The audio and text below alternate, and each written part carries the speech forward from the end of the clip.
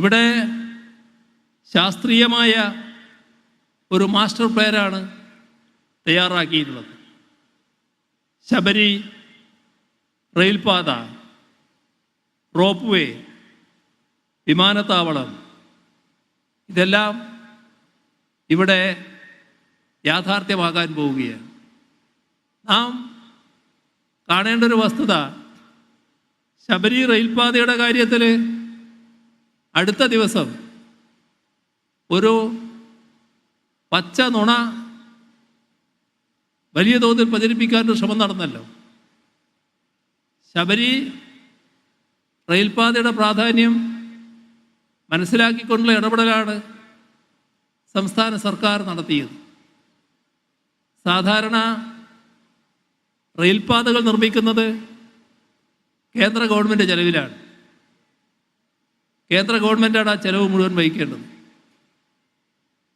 നമ്മുടെ സംസ്ഥാനങ്ങൾക്കുള്ള വരുമാനത്തിൽ തന്നെ വലിയ കുറവ് വരുന്നൊരു കാലമാണിത്. ആ കുറവിന് പുറമെ പ്രത്യേക മനോഭാവത്തോടെ ചില സംസ്ഥാനങ്ങളെ സമീപിക്കുന്നതിൻ്റെ ഭാഗമായി വരുന്ന കുറവ് വേറെയുമുണ്ട്. ഇപ്പോൾ അടുത്ത കാലത്ത് GSTയിൽ ഏകപക്ഷീയമായി വരുത്തിയ പരിഷ്കരണം ഈ കുറഞ്ഞു നിൽക്കുന്ന വരുമാനത്തിൽ പിന്നെയും കുറവുണ്ടാക്കുകയാണ്. ഇതെല്ലാമാണെങ്കിലും ശബരി റെയിൽ സംസ്ഥാനത്തിൻ്റെ ഏറ്റവും പ്രധാനപ്പെട്ട ഒരു ആവശ്യമെന്ന് കണ്ടുകൊണ്ട് തന്നെയാണ് സംസ്ഥാന സർക്കാർ നിലപാടെടുത്തത്. അതുകൊണ്ടാണ് പൂർണ്ണമായും ചെലവ് വഹിക്കേണ്ടത് കേന്ദ്ര ഗവൺമെൻറ് ആണെങ്കിലും ഞങ്ങൾ പകുതി ചെലവ് വഹിക്കാൻ സന്നദ്ധമാണ് എന്ന നിലപാട് സംസ്ഥാനം സ്വീകരിച്ചത്. അതിന് ചെലവെത്ര നമ്മൾ വഹിച്ചാലും അനുമതിയും നടപ്പാക്കലും ഉണ്ടാക്കേണ്ടത് കേന്ദ്ര ഗവൺമെൻറ്റിൽ നിന്നാണ്. കാലതാമസം വരുന്നു. പലവട്ടം ചർച്ച ചെയ്തു. ഏറ്റവും ഒടുവിലുള്ള ചർച്ചയിലും ഈ പറയുന്ന 50% വഹിക്കാൻ സർക്കാർ സന്നദ്ധമാണെന്ന് അറിയിച്ചു. അതിൽ ഒരു മാറ്റവും സർക്കാർ വരുത്തിയില്ല. ഇവിടെ തീർത്തും തെറ്റായൊരു കാര്യം ബോധപൂർവം പ്രചരിപ്പിക്കാനുള്ള ശ്രമമാണ് നടന്നത്. എവിടുന്ന് കിട്ടിയ വിവരമാണത്? ചർച്ച നടത്തിയത് കേന്ദ്ര റെയിൽവേ മന്ത്രിയുമായി ഞങ്ങൾ നേരിട്ടാണ്. മുഖ്യമന്ത്രി എന്ന നിലക്ക് ഞാനുണ്ട്, റെയിൽവേ മിനിസ്റ്ററുമുണ്ട്. ഞങ്ങൾ പറഞ്ഞതിനപ്പുറം ഈ കേരളത്തിലെ ഈ ഘട്ടത്തിൽ ആര് പറഞ്ഞ വിവരമാണ് ഈ വാർത്തക്ക് അടിസ്ഥാനം? ഒരടിസ്ഥാനവുമില്ലാത്ത വാർത്ത പച്ച നുണയായി പ്രചരിപ്പിക്കുകയാണ്. അതാണ് നാം കാണേണ്ട ഒരു കാര്യം. ഇപ്പോഴും ഞങ്ങൾ അവിടെ തന്നെ നിൽക്കുന്നു. പകുതി പണം വഹിക്കാൻ സർക്കാർ തയ്യാറാണ്. ചെലവിൻ്റെ പകുതി അവിടെ തന്നെയാണ് നിൽക്കുന്നത്. പക്ഷേ പദ്ധതി സംസ്ഥാന സർക്കാർ നടപ്പാക്കാൻ കഴിയില്ല. കേന്ദ്ര ഗവൺമെൻറ്റാണ് ചെയ്യേണ്ടത്. കേന്ദ്ര ഗവൺമെൻറ് അതിന് തടസ്സം പറഞ്ഞിട്ടില്ല. അത് നടപ്പാക്കുമെന്ന് തന്നെയാണ് പ്രതീക്ഷിക്കുന്നത്. അതേപോലെ തന്നെ വിമാനത്താവളത്തിൻ്റെ കാര്യം. വിമാനത്താവളം നമ്മുടെ ശബരിമലയുടെ പ്രത്യേകത അനുസരിച്ച് രാജ്യത്തിൻ്റെ പല ഭാഗങ്ങളിൽ നിന്നും ലോകത്തിൻ്റെ പല ഭാഗങ്ങളിൽ നിന്നും തീർത്ഥാടകർ വരികയാണ്. അവരുടെ സൗകര്യം മുൻനിർത്തിയാണ് നടപടികൾ സ്വീകരിച്ചിട്ടുള്ളത്. ഈ ഡിസംബർ മാസത്തോടെ എല്ലാ അനുമതികളും ലഭ്യമാകുമെന്ന് തന്നെയാണ് ഉറപ്പായും കരുതുന്നത്. ഇതേവരെ മറ്റ് തടസ്സങ്ങളൊന്നും അതിനുണ്ടായിട്ടില്ല. കേന്ദ്ര ഗവൺമെൻറ്റും നല്ല സഹകരണത്തിൽ തന്നെയാണ് പോകുന്നത്. അടുത്ത വർഷത്തോടെ ഇതിനാവശ്യമായ സ്ഥലം പൂർണ്ണമായി ഏറ്റെടുക്കാനാകും എന്ന് തന്നെയാണ് കരുതുന്നത്. കേസ് ബഹുമാനപ്പെട്ട കോടതിയുടെ മുന്നിലുണ്ട്. എങ്കിലും മറ്റ് തടസ്സങ്ങൾ വരില്ല എന്ന ശുഭപ്രതീക്ഷ തന്നെയാണ് സംസ്ഥാന സർക്കാരിനുള്ളത്. 2026 സ്ഥലമേറ്റെടുത്ത് കഴിഞ്ഞ് വിമാനത്താവള നിർമ്മാണവുമായി ബന്ധപ്പെട്ട നടപടികളിലേക്ക് കടക്കാനാകും എന്ന് തന്നെയാണ് സർക്കാർ കരുതുന്നത്. റോപ്പ് വേയുടെ കാര്യത്തിലും നല്ല പുരോഗതി ഉണ്ടായിക്കഴിഞ്ഞിരിക്കുകയാണ്. ഈ മാസ്റ്റർ പ്ലാനിൻ്റെ വിശദാംശങ്ങൾ സ്വാഭാവികമായി സംഗമത്തിൽ ചർച്ച ചെയ്യപ്പെട്ടു എന്ന് വരും. വിവിധ മേഖലകളിലെ വിദഗ്ധരടക്കം അത്തരം ചർച്ചകൾക്ക് നേതൃത്വം നൽകുമെന്നാണ് പ്രതീക്ഷിക്കുന്നത്.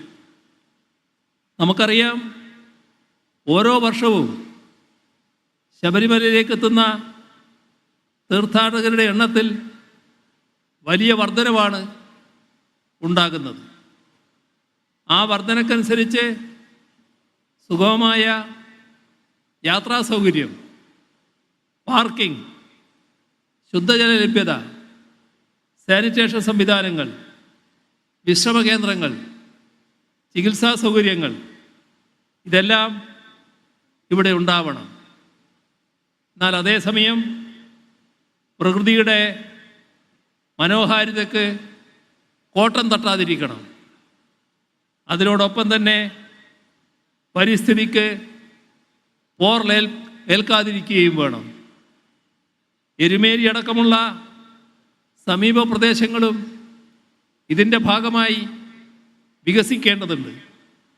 ഒരു തീർത്ഥാടന ടൂറിസം സർക്യൂട്ട് തന്നെ വികസിപ്പിക്കേണ്ടതുണ്ട് എന്നാണ് കാണുന്നത്. ഏതാണ്ട് 2050 വരെയുള്ള വികസന സാധ്യതകൾ മുന്നിൽ കണ്ടുകൊണ്ടാണ് കാര്യങ്ങൾ നീക്കുന്നത്. ശബരിമല, പമ്പ, പരമ്പരാഗത പാത, നിലക്കൽ എന്നിവയുടെ സമഗ്ര വികസനമാണ് ശബരിമല മാസ്റ്റർ പ്ലാൻ ലക്ഷ്യമിടുന്നത്. ശബരിമല സന്നിധാനത്തിൻ്റെ ആത്മീയവും സാംസ്കാരികവുമായ പൈതൃകത്തെ മാനിച്ചുകൊണ്ടാണ് ലേഔട്ട് പ്ലാൻ തയ്യാറാക്കിയിരിക്കുന്നത്.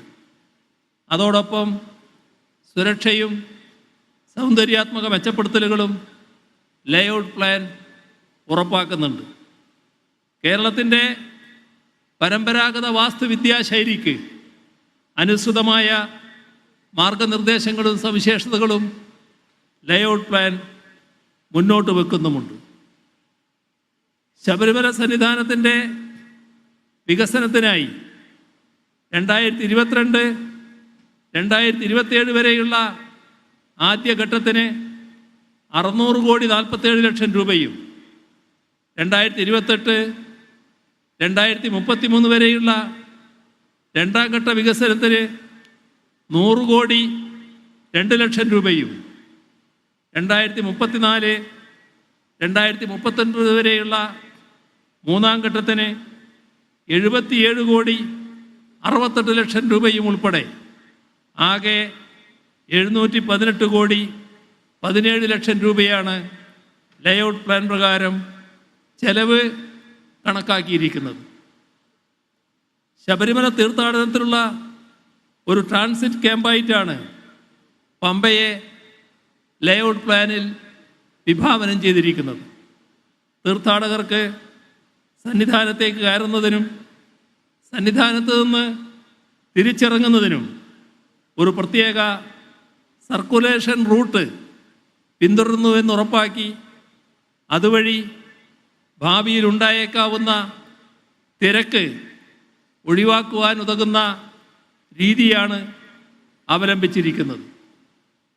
ലേഔട്ട് പ്ലാൻ പ്രകാരം പമ്പയുടെ വികസനത്തിനായി 2022-2027 വരെയുള്ള ആദ്യഘട്ടത്തിന് 184,75,00,000 രൂപ, 2028-2033 വരെയുള്ള രണ്ടാം ഘട്ടത്തിന് 22,73,00,000 രൂപ, അങ്ങനെ ആകെ 207,48,00,000 രൂപ.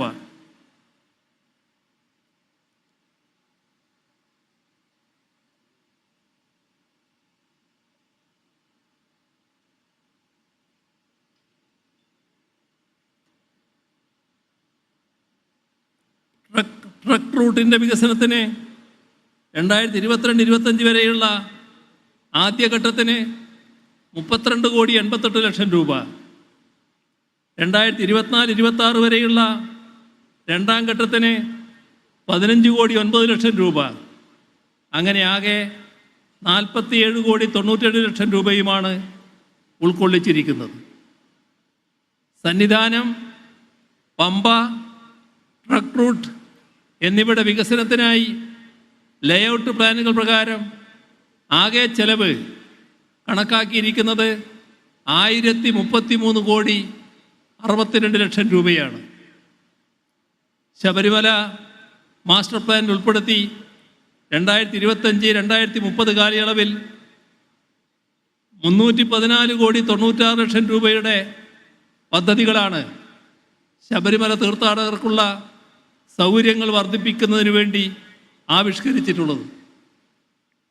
പമ്പ ഗണപതി ക്ഷേത്രം മുതൽ പമ്പ ഹിൽ ടോപ്പ് വരെ പമ്പാ നദിക്ക് കുറുകെ നിർമ്മിക്കുന്ന സുരക്ഷാ പാലം, നിലക്കൽ ഇടത്താവളത്തിലെ കോർ ഏറിയയുടെ വികസനം, കുന്നാറിൽ നിന്നും ശബരിമല സന്നിധാനത്തിലേക്കുള്ള കുടിവെള്ള പൈപ്പ് ലൈൻ സ്ഥാപിക്കൽ, നിലക്കൽ ഇടത്താവളത്തിലെ റോഡുകളുടെയും അനുബന്ധ പാലങ്ങളുടെയും നിർമ്മാണം, ശബരിമല സന്നിധാനത്തെ തീർത്ഥാടന സൗകര്യ കേന്ദ്രം, തന്ത്രിമഠം, പ്രസാദ നിർമ്മാണ വിതരണ സമുച്ചയം ഇവയുടെ നിർമ്മാണം, ശബരിമല സന്നിധാനത്ത് അഗ്നിശമന സംവിധാനങ്ങൾ ഏർപ്പെടുന്ന പ്രവൃത്തി, കൂടാതെ ശബരിമല സന്നിധാനത്തെ തീർത്ഥാടക നിർഗമന പാലം, നിലക്കൽ ഇടത്താവളങ്ങളുടെ ജലസ്രോതസ്സുകളുടെ സംരക്ഷണവും പരിപാലനവും, ഇവക്കെല്ലാം വിശദമായ പദ്ധതി രേഖ തയ്യാറാക്കുന്നതിനുള്ള നടപടികളും സ്വീകരിച്ചു വരികയാണ്. ഇത്തരം കാര്യങ്ങളെപ്പറ്റി ഒരു തുറന്ന ചർച്ച നടത്തുന്നതിൽ ശബരിമലയുടെ വികസനം ആഗ്രഹിക്കുന്നവർ എതിർപ്പ് പ്രകടിപ്പിക്കേണ്ട വല്ല കാര്യവുമുണ്ടോ? അപ്പോൾ എതിർക്കുന്നവരുടെ ഉള്ളിലിരിപ്പ് എന്താണെന്ന് ഊഹിക്കാവുന്നതേയുള്ളൂ. എല്ലാവരുടെയും അഭിപ്രായങ്ങൾ കേട്ട് എല്ലാവരെയും ഉൾക്കൊണ്ട് അവരെയെല്ലാം ചേർത്ത് പിടിച്ചുമാണ് നമ്മൾ ശബരിമലയുടെ വികസനം ഉറപ്പാക്കാൻ ഉദ്ദേശിക്കുന്നത്. ഈ കാഴ്ചപ്പാടിൻ്റെ അടിസ്ഥാനത്തിലാണ് ഈ അയ്യപ്പ സംഗമം നടത്തുന്നത്. ഈ അയ്യപ്പ സംഗമത്തിന് എല്ലാ വിജയങ്ങളും ആശംസിച്ചുകൊണ്ട് മറ്റ് കൂടുതൽ കാര്യങ്ങളിലേക്ക് കടക്കാതെ നിറഞ്ഞ സന്തോഷത്തോടെ ഇതിൻ്റെ ഔപചാരികമായ ഉദ്ഘാടനം നിർവഹിച്ചതായി അറിയിച്ചുകൊണ്ട് അവസാനിപ്പിക്കുന്നു. നിങ്ങൾക്കെൻ്റെ സ്നേഹാഭിവാദനങ്ങൾ.